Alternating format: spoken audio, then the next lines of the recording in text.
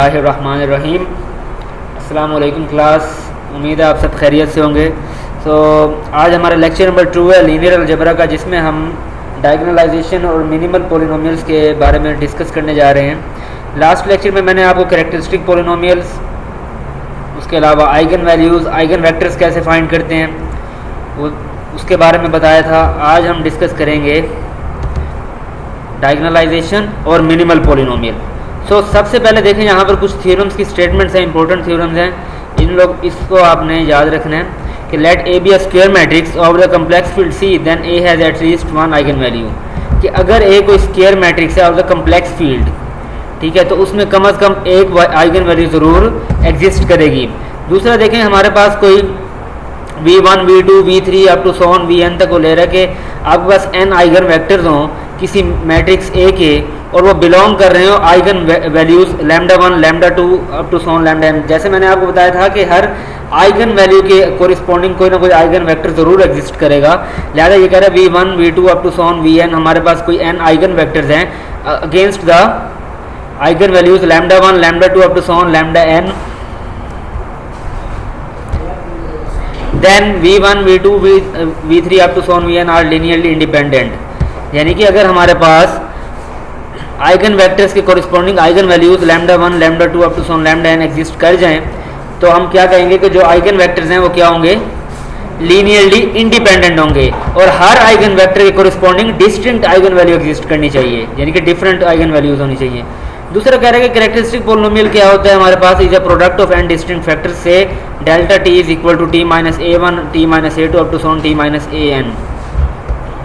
Then a is similar to the, कह रहा है कि अगर हमारे पास कैरेक्टरिस्टिक पोलिनोमियल प्रोडक्ट और डिस्टिंक्ट फैक्टर्स का, तो जो मैट्रिक्स a होगा वो डायगोनल मैट्रिक्स से सिमिलर होगा। उसके बाद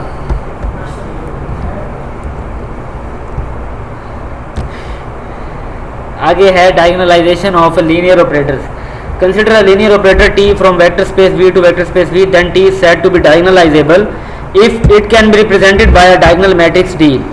अब यहाँ पर देखें कि t हमारे पास कोई लीनियर ऑपरेटर है from the vector space v to vector space v, ठीक है। कह रहे कि if it can be represented by a diagonal matrix, t को हम डायगोनलाइजेबल बोलेंगे।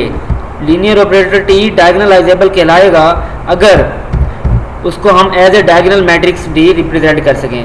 क्या मतलब इसका, आगे देखें ज़रा, यहाँ पे बता रहे हैं कि t ऑफ u1 किसके इक्वल हो, k1 u1, t of u2 k2 u2 up to so on kn un। ये अगर आप गौर करें तो ये यहाँ पर क्या हैं, सारे डायगोनल की एंट्रीज हैं। In such a case t is represented by the diagonal matrix, तो हम t को फिर क्या कहेंगे, d is equal to diagonal, ये सारे डायगोनल की एंट्रीज हैं k1 k2 up to so on kn।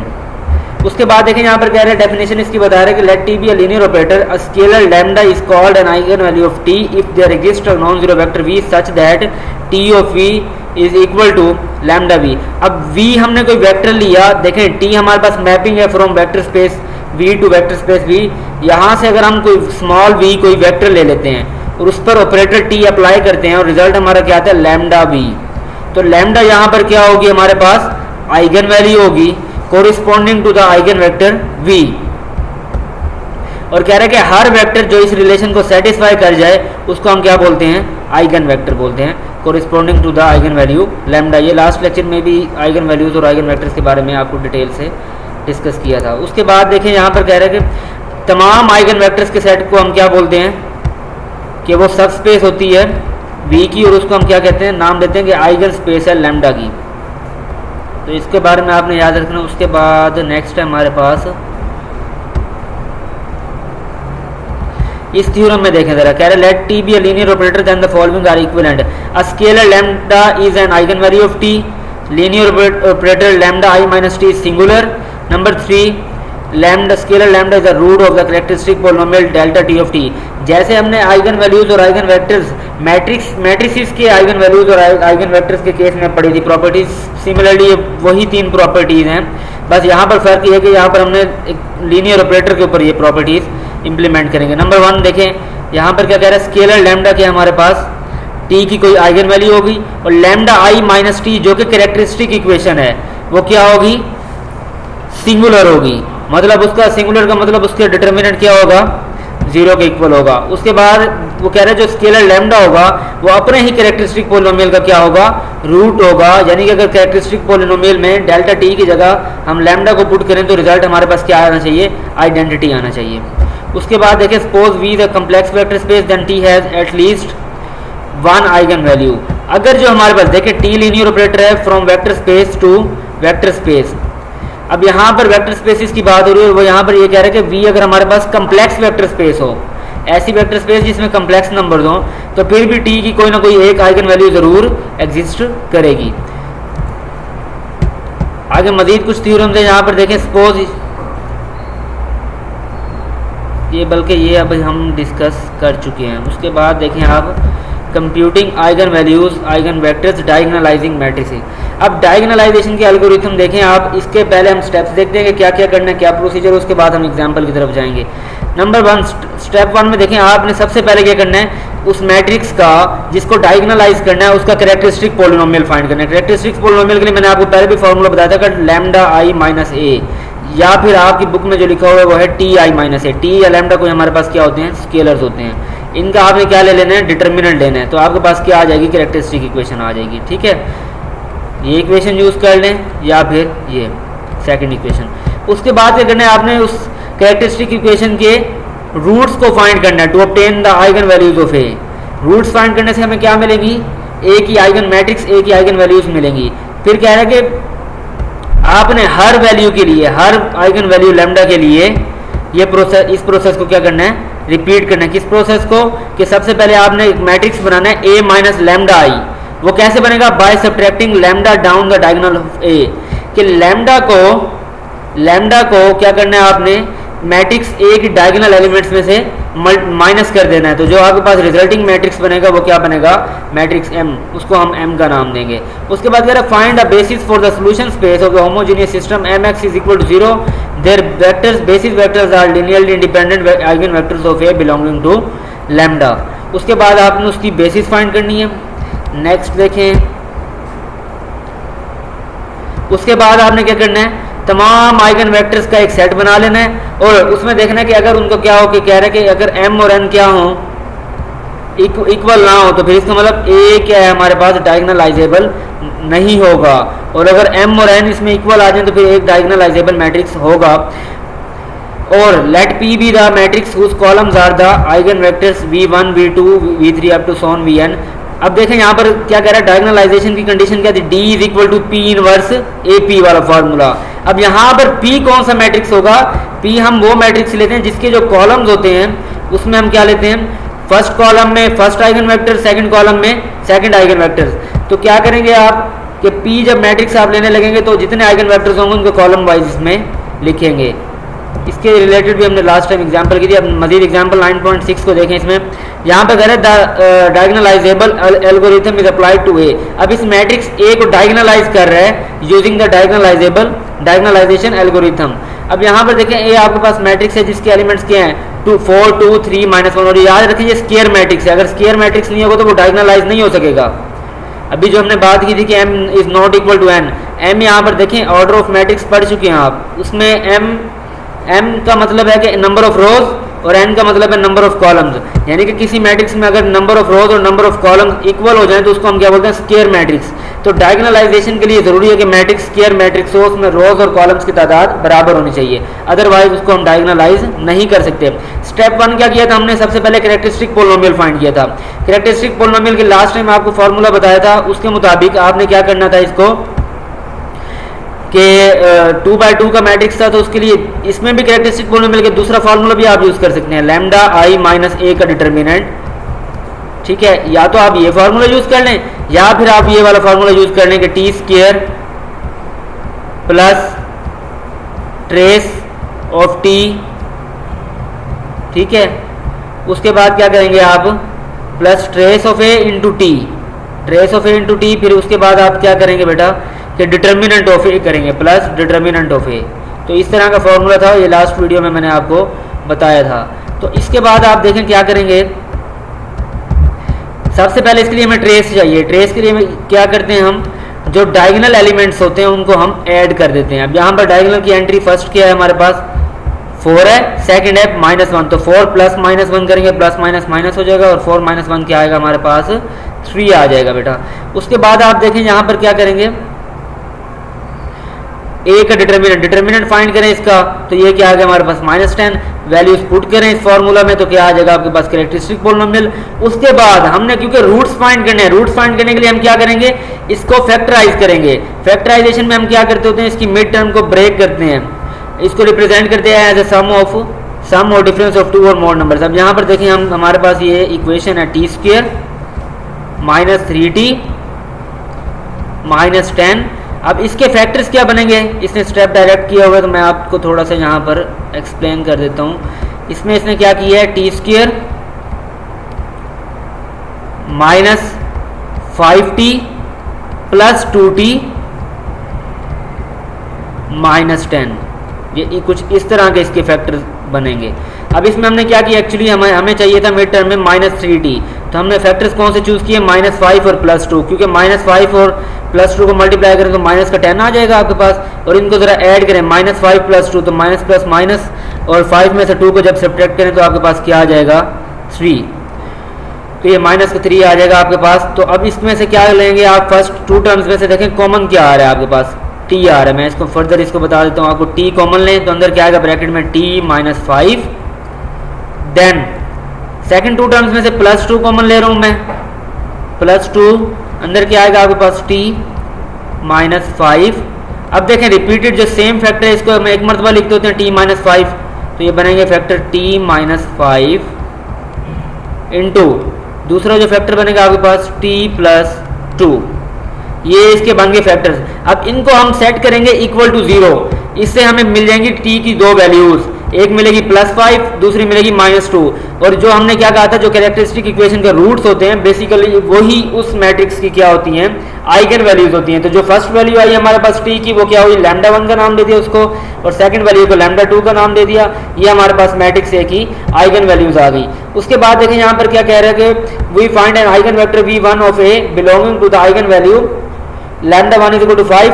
अब देखें, अब हमने आइगन वेक्टर फाइंड करना है corresponding to the eigenvalue λ = 5। 2 values आई हैं, हर आइगन वैल्यू के अगेंस्ट आप एक आइगन वेक्टर फाइंड करेंगे। जितनी आइगन वैल्यूज आएंगी उनके अगेंस्ट आप, हर आइगन वैल्यू के अगेंस्ट आप कोई ना कोई आइगन वेक्टर जरूर फाइंड करेंगे। अब यहाँ पर क्या करते हैं हम, आइगन वैल्यूज के लिए हम, आइगन वेक्टर्स के लिए हम करते हैं मैट्रिक्स M फॉर्म करते हैं। वो कैसे बनाते हैं हम, उसके लिए अभी मैंने डायगोनलाइजेबल एल्गोरिथम में पढ़ाया आपको कि उसमें हम क्या करते हैं, हम जो लैम्डा की वैल्यू होती है आइगन वैल्यू, उसको सब्ट्रैक्ट करते हैं मैट्रिक्स ए की के डायगोनल एलिमेंट्स में से। अब यहाँ पर इसका डायगोनल एलिमेंट देखें ना क्या है, फर्स्ट एलिमेंट 4 है, तो 4 में से जब आप 5 को माइनस करेंगे तो -1 आ जाएगा। सिमिलरली इसका डायगोनल का दूसरा एलिमेंट देखें -1 है, तो 4 में से 5 में से इसको सब्ट्रैक्ट करेंगे तो ये बनेगा 6। तो इस तरह ये क्या बनेंगे इसके आइगन वैल्यू, ये मैट्रिक्स M बन गया। अब आप क्या करेंगे, सोल्यूशन फाइंड करेंगे होमोजीनियस सिस्टम का। होमोजीनियस सिस्टम में क्या होता है हमारे पास, ये मैट्रिक्स M को लिखेंगे, साथ XY जो अननोन वेक्टर्स हैं आपके पास X और Y, और इक्वल करेंगे इसको सेट 0 को, क्योंकि होमोजीनियस की बात है तो राइट हैंड साइड इसकी क्या होगी, इक्वल टू 0। अब इस मैट्रिक्स से हम क्या बनाते हैं, इक्वेशन बनाते हैं। देखें ये -1 × X होगा, मल्टीप्लाई करें, प्लस फिर 2 × Y होगा, इक्वल टू 0। 0 के फिर सेकंड देखें 3x - 6y, ये भी इक्वल टू 0। अब यहां से आप फाइंड करेंगे x और y की वैल्यूज, और उसके बाद क्या आ जाएगा आपके पास वेक्टर 2 1, ये हमारे पास आइगन वेक्टर आ गया। इस तरह आपने इसको सॉल्व करना है। नेक्स्ट देखें, उसके बाद आपने क्या करना है, आपने आइगन वेक्टर v2 बिल्कुल इसी प्रोसीजर से फाइंड करना है। उसके बाद यही मेथड यूज करते हुए अब आप जाएंगे डायगोनलाइजेशन की तरफ। डायगोनलाइजेशन देखें, आपके पास अब आइगन वेक्टर्स आ गए हैं। एक आइगन वेक्टर भी हम फाइंड करके आए थे 2 1, अब दूसरा आ गया -1 3। तो 2 1 वाला P मैट्रिक्स जो आप डायगोनलाइजेशन के लिए आपको चाहिए था P मैट्रिक्स के, D होता है हमारे पास फॉर्मूला P इनवर्स AP, जबकि P कोई ऐसा मैट्रिक्स होता है जो इन्वर्टिबल होता है, जिसका इनवर्स एग्जिस्ट करता है। P कैसे निकालेंगे हम, अब P = जो फर्स्ट आइगन वेक्टर आया आपके पास क्या आया था 2 1, उसको लिखेंगे, सेकंड आइगन वेक्टर ये आपके पास आ गया P2 -1 3।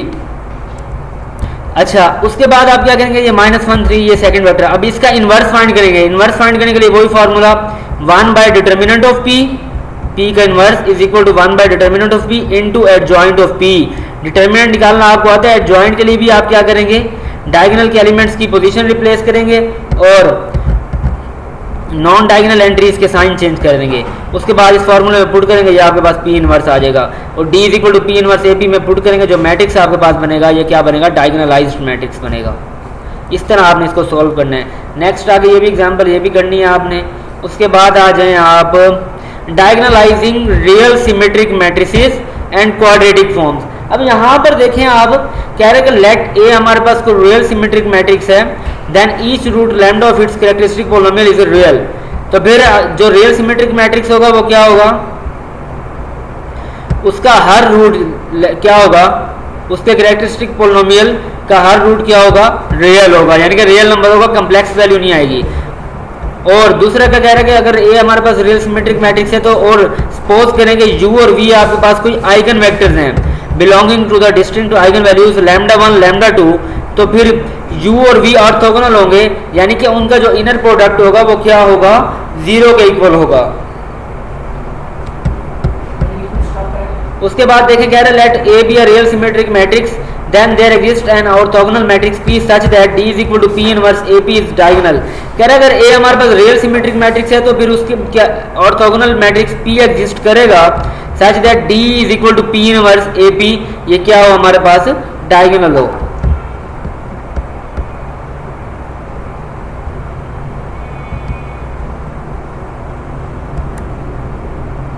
अब और ऑर्थोगोनल, अब यहां पर देखें क्या कह रहा है, ऑर्थोगोनल डायगोनलाइजेशन एल्गोरिथम। इसके लिए क्या करेंगे, अब यहां पर इनपुट क्या होगा आपके पास, देखिए इनपुट हमारे पास होगा real matrix, real symmetric matrix A, ठीक है।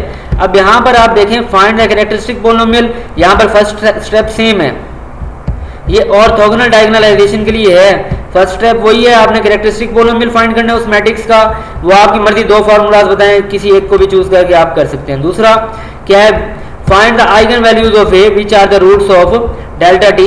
यहाँ पर कैरेक्टरिस्टिक पोलिनोमियल की आपने क्या करनी है, रूट्स फाइंड करने हैं, जो कि हमारे पास फिर क्या आ जाएंगी, आइगन वैल्यूज। हर आइगन वैल्यूज के लिए आपने क्या करना है, ऑर्थोगोनल बेसिस फाइंड करनी है और नॉर्मलाइज करना है तमाम आइगन वेक्टर्स को स्टेप 3 में, which then forms an orthonormal basis. Let, अब स्टेप 5 में देखें, let P be the matrix whose columns are the normalised eigen vectors. अब वहां पर जो पी मैट्रिक्स था उसके कॉलम्स क्या होते थे, आइगन वेक्टर्स होते थे। इस केस में ऑर्थोगोनल डायगोनलाइजेशन में क्या होगा, जो पी मैट्रिक्स होगा उसकी जो कॉलम्स होंगे वो नॉर्मलाइज्ड आइगन वेक्टर्स होंगे, बस फर्क सिर्फ इतना है। अब आगे जरा देखें, इसमें मिनिमल पोलिनोमियल की हम बात कर रहे हैं। कह रहा है मिनिमल पोलिनोमियल को हम नाम दे रहे हैं M T of a matrix या linear operator matrix A divides every polynomial that has A as a zero. In particular M of T divides the characteristic polynomial. इसी वजह से 2-3 डेफिनेशन है, जरा यहाँ पर देखें। कह रहे हैं कि लेट ए कोई आपके पास स्क्वायर मैट्रिक्स है, let J of A denote the collection of all polynomials F of T for which A is a root. कि आपके पास ए कोई स्क्वायर मैट्रिक्स है और जे क्या है हमारे पास, उन तमाम पोलिनोमियल्स की कलेक्शन है जिनका रूट क्या है, ए है। दैट इज यानी कि उन तमाम पोलिनोमियल्स में मैट्रिक्स ए को पुट करें तो रिजल्ट हमारे पास क्या आ जाए, जीरो मैट्रिक्स आ जाए। तो कह रहे हैं the set J is non empty because the Hamilton theorem tells us that the characteristic polynomial of A belongs to J of A. Let empty denote the monic polynomial of lowest degree in J. Such a polynomial exists and is unique. We call empty the minimal polynomial of A. कह रहे इस J of A, यानी कि J of A क्या था हमारे पास, किस matrix का नाम दिया, कलेक्शन ऑफ पोलिनोमियल्स है, वो तमाम पोलिनोमियल्स की कलेक्शन है जिनका रूट क्या है, मैट्रिक्स A है। यानी कि उनमें मैट्रिक्स A को पुट करें तो हमारे पास रिजल्ट क्या है, आइडेंटिटी या जीरो मैट्रिक्स है। तो फिर उसमें से कोई कह रहा है ऐसा polynomial M of T exist करेगा जिसको हम क्या बोलते हैं, मिनिमल पोलिनोमियल बोलते हैं। अब यहां पर देखें आप क्या कह रहा है कि मिनिमल पोलिनोमियल क्या होता है हमारे पास, उन तमाम पोलिनोमियल्स को डिवाइड करता है जिनका ए क्या होता है, root. A as a zero का मतलब ए उनका रूट होता है।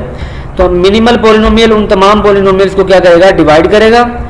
और इन पर्टिकुलर वो कह रहा है कि जो एम ऑफ टी है मिनिमल पोलिनोमियल, वो कैरेक्टरिस्टिक पोलिनोमियल को भी डिवाइड करेगा।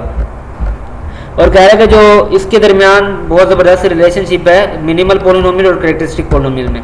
अब ज़रा देखें इसकी एग्जाम्पल,